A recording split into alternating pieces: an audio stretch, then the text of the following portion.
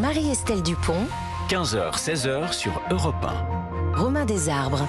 Bonjour à tous, bienvenue sur Europe 1 pour Ici on en parlait avec Marie-Estelle Dupont. Bonjour Marie-Estelle. Bonjour Romain. Votre regard de psychologue clinicienne tous les jours à retrouver sur Europe 1 entre 15h et 16h et en podcast sur l'application Europe 1. Vous pouvez appeler évidemment le standard d'Europe 1 01 80 20 39 21, appel non surtaxé. Aujourd'hui, on va parler de ce que l'on peut qualifier de défi. Être parent après avoir été soi-même un enfant maltraité et apprendre à transmettre de l'amour, un amour qu'en réalité on n'a jamais reçu.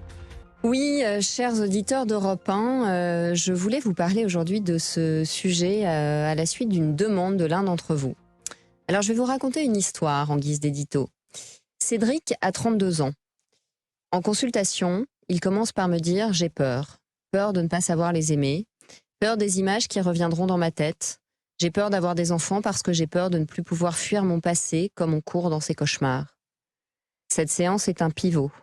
Il mesure combien sa peur de s'engager est une peur de se retourner sur ce qui le submerge et qui l'évite, non sans une certaine grâce à grands coups de réussite professionnelle, de sourires de façade et de matchs de tennis. Comme il ne veut pas perdre sa compagne, Cédric se retrousse les manches et vient consulter.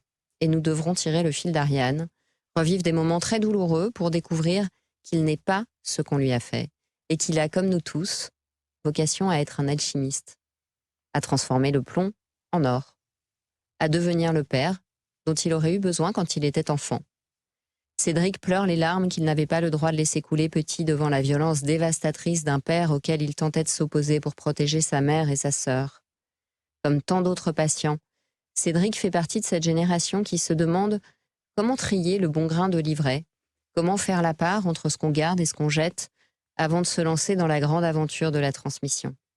Comment être homme sans être pareil, ni le contraire, ni effacé, ni violent, mais sain et protecteur.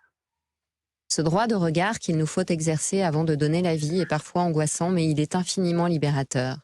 Cédric, aujourd'hui, a un enfant de 3 ans, et récemment, il m'a écrit pour me donner des nouvelles. Il me disait « J'ai compris qu'on finit de guérir quand on ose donner ce qu'on n'a pas reçu. » C'est un témoignage extrêmement émouvant que vous venez de nous lire, de nous raconter, le témoignage de Cédric qui hésitait à donner la vie, c'est pas rien, et qui finalement est devenu père.